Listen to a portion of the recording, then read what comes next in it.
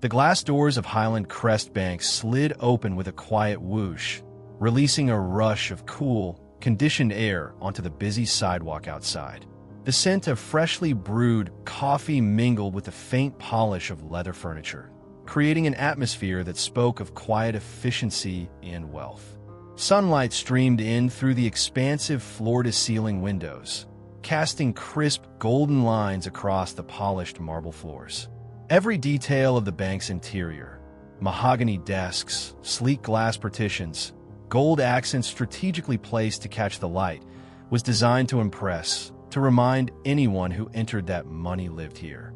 Dorian Bennett stepped inside, rolling his shoulders beneath his tailored blazer. He carried himself with the quiet confidence of a man who had spent years walking into boardrooms, negotiating high-stakes deals, and proving that he belonged. He was no stranger to success, no stranger to spaces like these. Yet, as he adjusted the cuff of his crisp white shirt and glanced around the gleaming lobby, there was a sense, subtle but present, that today's meeting would test something beyond just his business acumen. He wasn't here by chance. His appointment had been set for 11 a.m. sharp, confirmed twice to avoid any scheduling conflicts. The reason was simple: expansion. His company, Bennett Strategies, had been growing steadily, carving out a strong reputation in the world of corporate consulting. Now, it was time to take things to the next level, and securing a strategic business loan would allow him to do just that. With a flawless financial record and a strong portfolio, he had no reason to expect anything less than a straightforward, professional transaction. The air of the bank hummed with the quiet sounds of industry, murmured conversations, the occasional tap of heels against marble, the distant hum of telephones ringing behind frosted glass doors. Dorian exhaled slowly, adjusting his grip on his leather portfolio as he approached the reception desk. A woman with a neatly pinned bun and an air of practiced disinterest glanced up as he stopped in front of her. Her nameplate read Melissa. "Welcome to Highland Crest Bank," she said, her voice clipped and automatic, like she had said those exact words 1,000 times before. "Do you have an appointment?" "Dorian Bennett," he replied, placing his portfolio on the counter. "I have a meeting with Linda Kramer at 11. Melissa tapped at her keyboard, barely sparing him a glance. After a moment, she nodded. "You're on the schedule," she said, her tone neutral. "You can have a seat. She'll be with you soon." Dorian gave a polite nod, stepping back toward the seating area. His eyes scanned the room as he selected a chair near the windows, where sunlight cast long, warm streaks over the floor. He sat down, crossing one leg over the other, and rested his briefcase beside him. The bank was quiet but not still. A group of sharply dressed professionals stood near the teller counters, chatting about market shifts and investment strategies, the kind of conversation that flowed easily among those who felt they belonged. Dorian checked his watch. 10:50 a.m. He had arrived early. He always did. Being early wasn't just about punctuality. It was about preparedness, control, discipline. It was the unspoken rule of business. The person who was ready first, who held the most information, often held the most power. Leaning back, he observed the people moving in and out of the executive offices, passing through the frosted glass doors that separated the main lobby from the inner workings of the bank. Some walked in with the easy confidence of those who knew they had access. Others, like him, waited to be called. But as the minutes ticked by, something subtle, yet unmistakable, began to take shape. Dorian Bennett was still sitting in the same chair. And everyone else? They were being called inside. The next morning, Megan pulled into the parking lot of Lancaster Grill, gripping the steering wheel a little tighter than usual. Something felt off. Maybe it was the way the cold air seemed sharper that day, biting through her jacket as she stepped out of her car. Or maybe it was the tight knot in her stomach, the lingering unease she hadn't been able to shake since last night. As she walked toward the entrance, she spotted Beth and Jason through the diner's front window. They were standing near the counter, whispering, their expressions unreadable. But as soon as she stepped inside, the energy in the room shifted. Beth leaned against the counter, arms crossed, a sly little smirk tugging at her lips. Jason stood beside her, arms folded, a glint of amusement in his eyes. They were waiting for something. Megan ignored them, adjusting the strap of her apron over her shoulder as she headed toward the back to clock in. Then she heard it, the sound of a door creaking open. She turned just in time to see Tom, the manager, standing in the doorway of his office.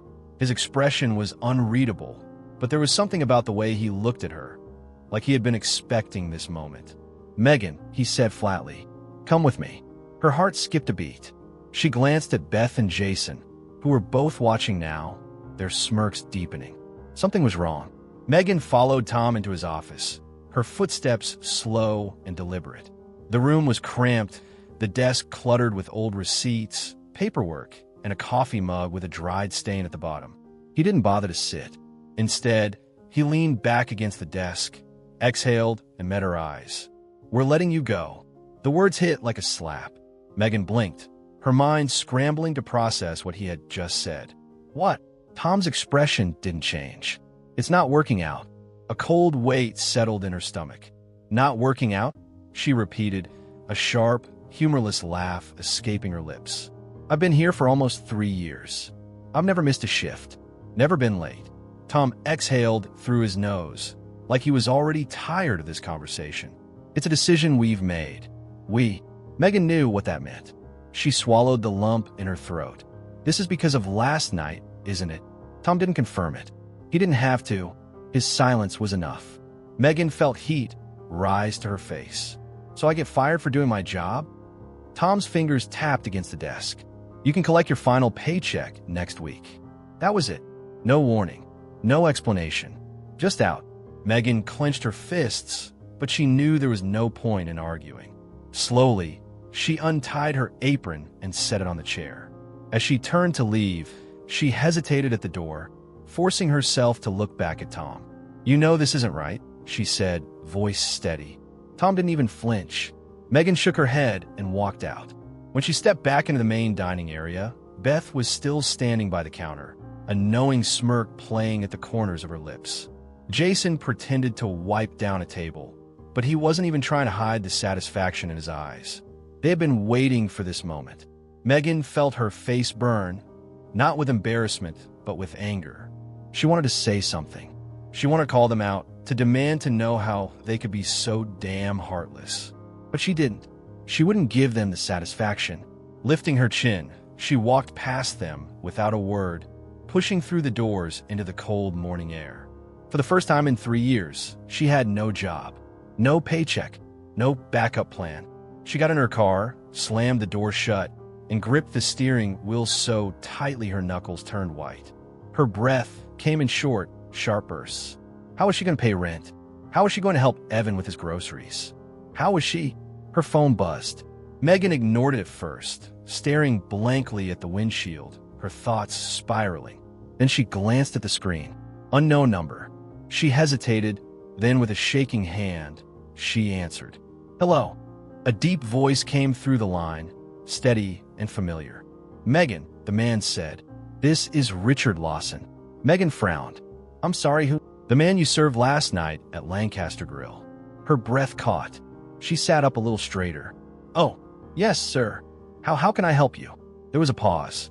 Then Richard said something that made her entire world tilt on its axis. "I heard what happened." Megan's stomach twisted. Of course he had. News traveled fast in places like Lancaster Grill. "Yeah, well," she said, forcing out a bitter laugh. "Guess I should have just ignored you like everyone else." Richard's next words made her freeze. "That's exactly why I'm calling." Dorian remained standing by the reception desk, his gaze steady as he looked at Melissa. She had already returned her focus to her screen, typing away with the same detached air she had maintained since he first arrived. He let a moment pass, then spoke, his voice calm but firm. "Does Linda Kramer know that I'm waiting?" Melissa barely spared him a glance. She let out a short breath, as if the question itself was an inconvenience, and tapped a few keys on her keyboard without urgency. "She knows," she said flatly. "She's just finishing up with another client." Dorian waited for something more, some indication that she would follow up, check again, offer an updated time.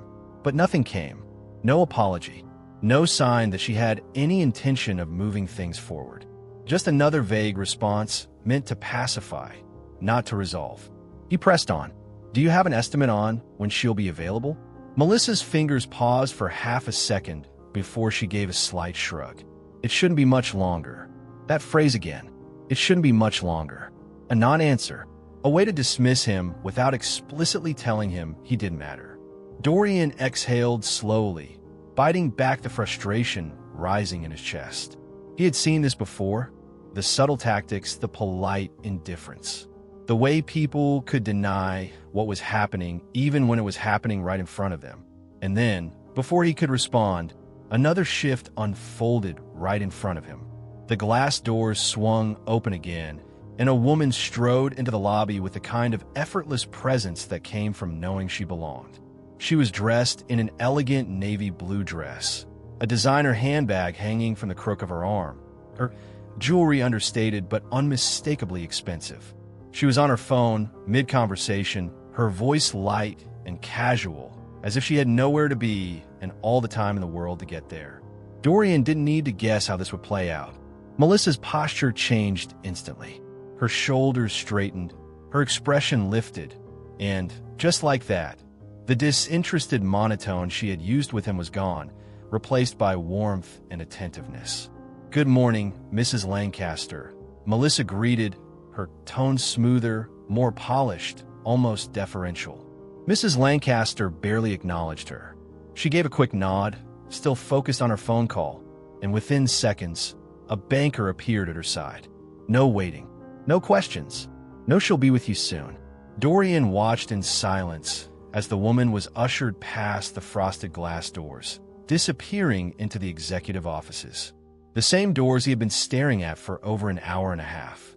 The grip on his briefcase tightened. He turned back to Melissa. "So," he said, his voice even, deliberate, "do appointments matter here, or is it just first come, first served?" For the first time, Melissa hesitated.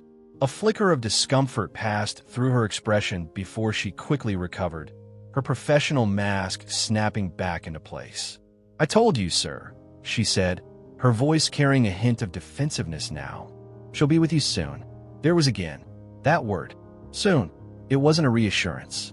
It wasn't a promise. It was a way of making sure he kept waiting without ever giving him the dignity of an answer. Dorian didn't respond right away. He let the silence sit between them, let the weight of the moment settle. Then, without another word, he turned, not back to his seat, not toward the exit, but straight for the frosted glass doors. Dorian didn't sit back down. He had waited long enough. Without breaking stride, he adjusted his blazer and turned toward the frosted glass doors that led to the executive offices. His movements were calm, deliberate. There was no rush, no aggression, just decision. Behind him, Melissa's voice cut through the air, sharper now, edged with something that almost resembled alarm. "Sir, you can't go in there." Dorian didn't slow. He reached out, pushed open the doors, and stepped inside. The shift was immediate. Out in the lobby, everything was polished and curated, designed to impress. But back here, beyond the frosted glass, the atmosphere changed. The sounds of ringing phones and low voices hummed through the corridor.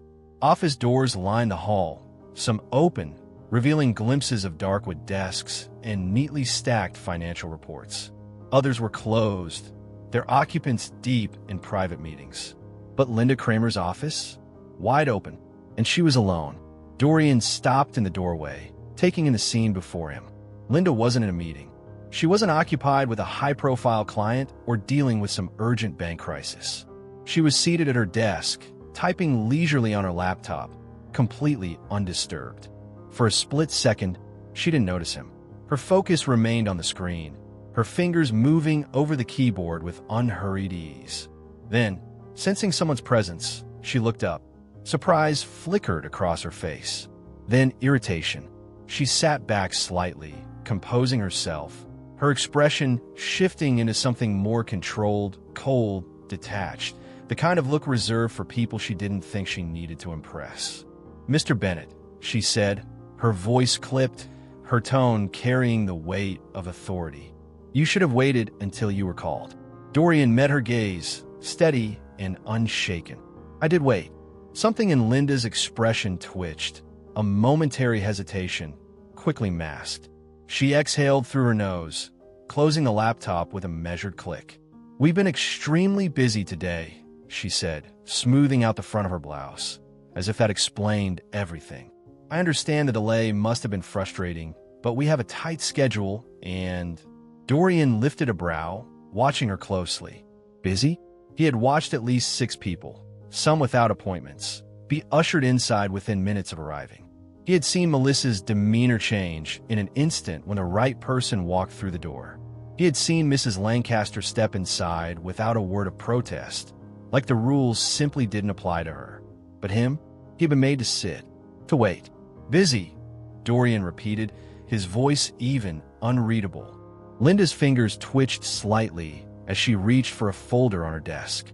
"Regardless," she continued, flipping it open, "let's get to why you're here."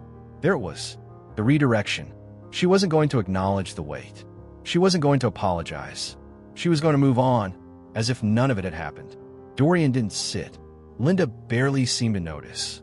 She was already scanning the contents of the file in front of her, shifting seamlessly into business mode, her voice regaining that polished, dismissive edge. "I've had a chance to review your loan application," she said, "and while your financials are impressive, we do have strict criteria for approvals. Given the current lending climate, I'm afraid we'll need more assurances before we can proceed." There was again the quiet pushback, the careful language, designed to sound like logic, like policy, but Dorian recognized what it really was. He had built his company from nothing. He had worked through setbacks, dealt with investors who had underestimated him, proved himself in rooms full of men who thought they knew better. He knew exactly what a rejection based on real numbers sounded like. And this wasn't about numbers. This was about barriers. He watched as Linda straightened in her chair, looking at him expectantly, as if the decision had already been made. She thought this was the end of the conversation. She had no idea that it was just getting started. The door swung open. The quiet hum of the hallway outside spilled into the room, but it wasn't just background noise anymore.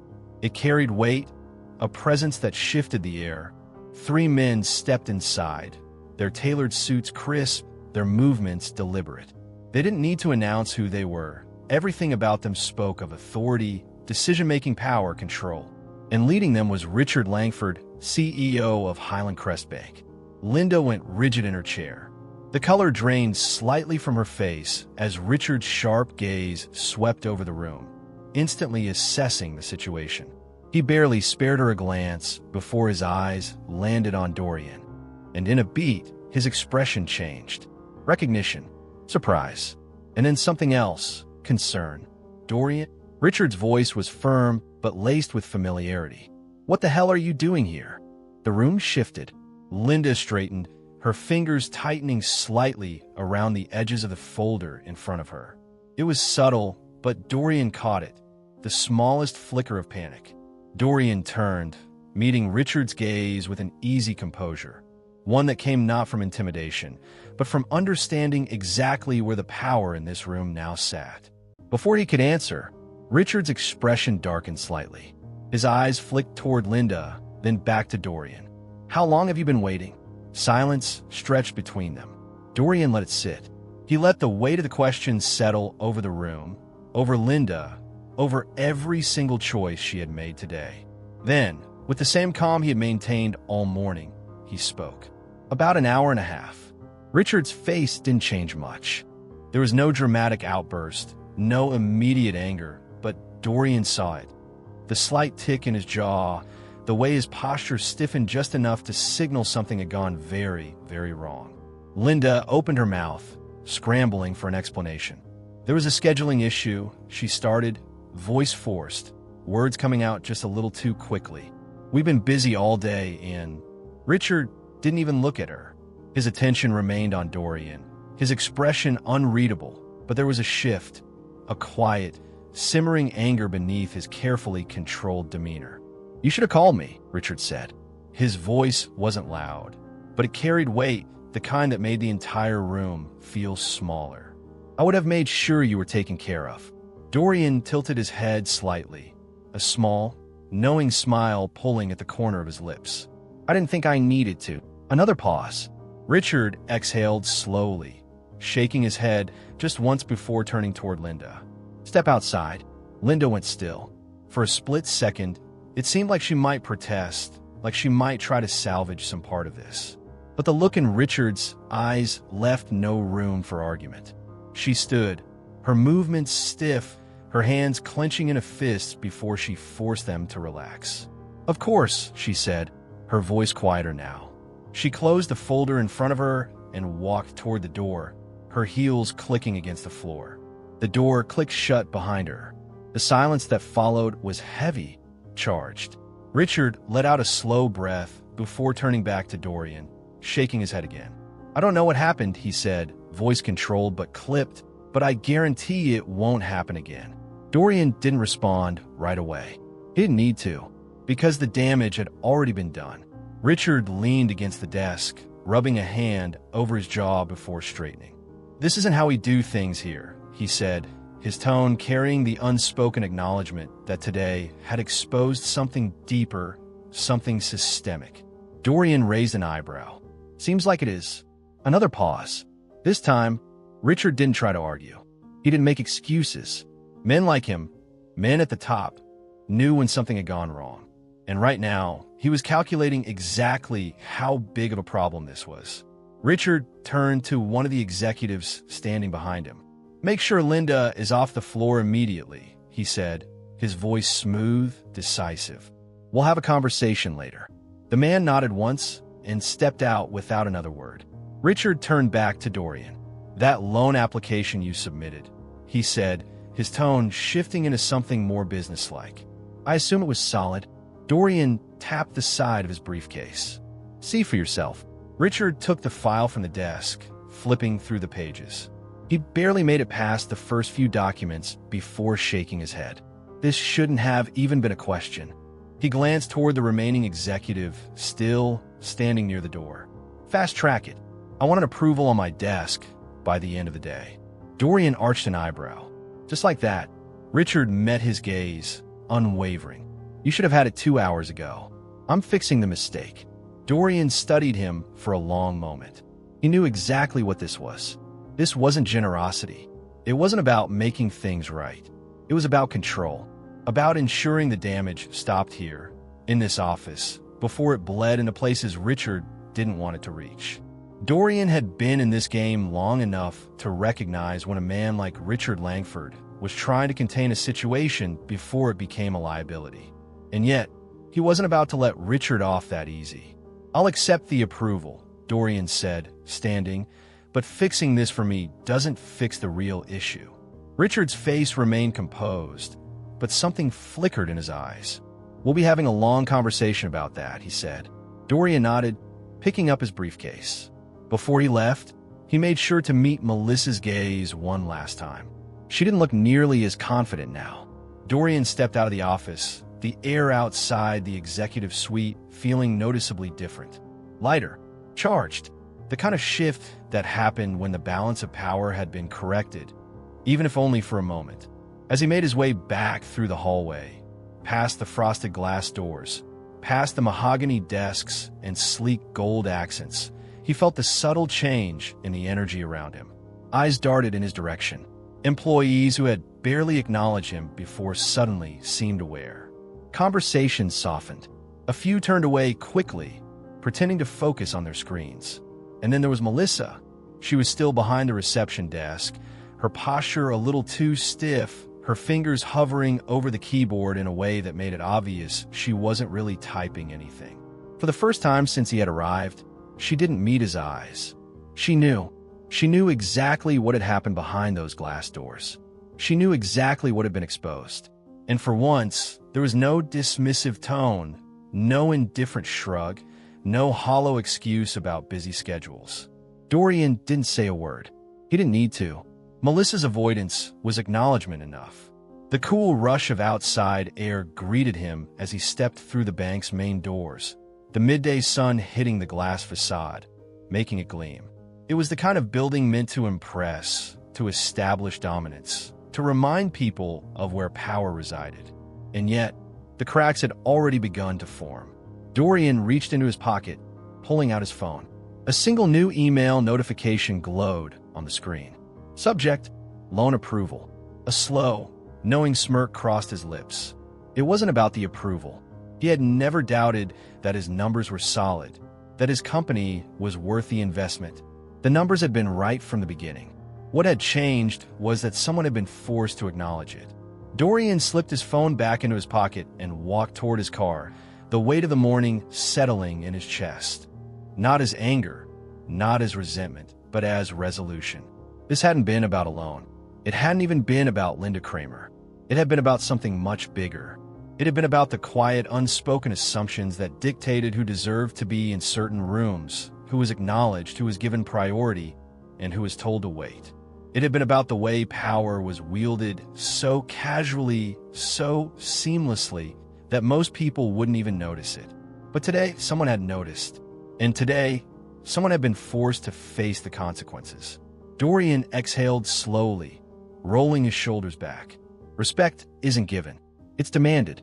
And today, he had made sure they would never forget why overlooking him had been a mistake.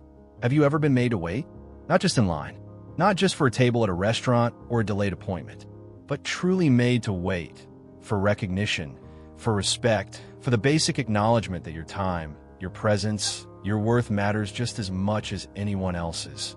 Have you ever watched as others, no more qualified, no more deserving, were ushered ahead of you while you sat there, waiting for permission to exist in a space you had every right to be in? Dorian's story isn't just his own.